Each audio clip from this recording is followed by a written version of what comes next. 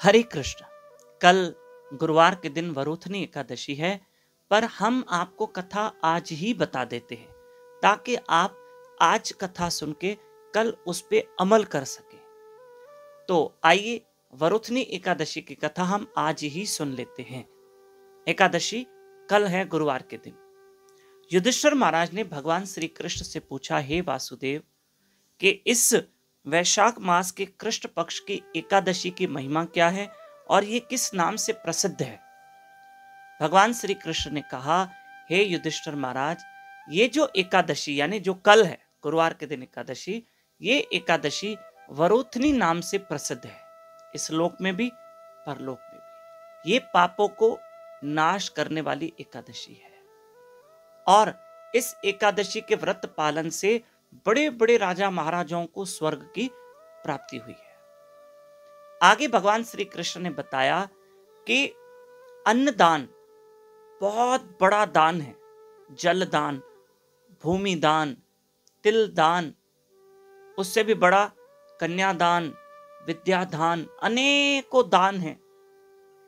जीव जब तक जीवित है उसे दान धर्म सब करना चाहिए, लेकिन वरोथनी एकादशी का भी पुण्य बहुत ज्यादा है, बहुत ज्यादा पुण्य है।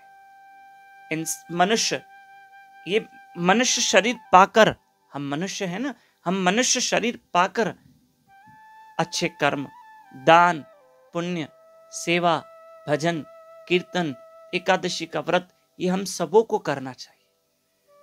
इंसान दान कितना करे, जितनी उसकी हैसियत है, कैपेसिटी है, जितनी उसकी क्षमता है वो करे। सेवा उतनी करो जितनी शरीर में ताकत है, और भजन खूब करना और एकादशी का व्रत जरूर करना चाहिए।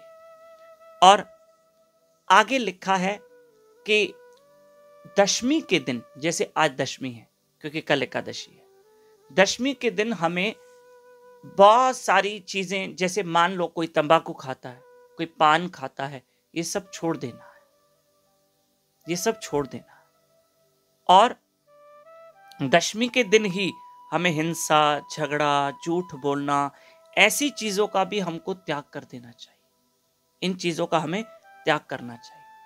और फिर हमें, जैसे कल वरोथनी एकादशी है, तो सुबह जल्दी उठकर हमें जाप करना चाहिए। स्नान करके हमें नाम सिमरन करने बैठना चाहिए क्योंकि एकादशी है।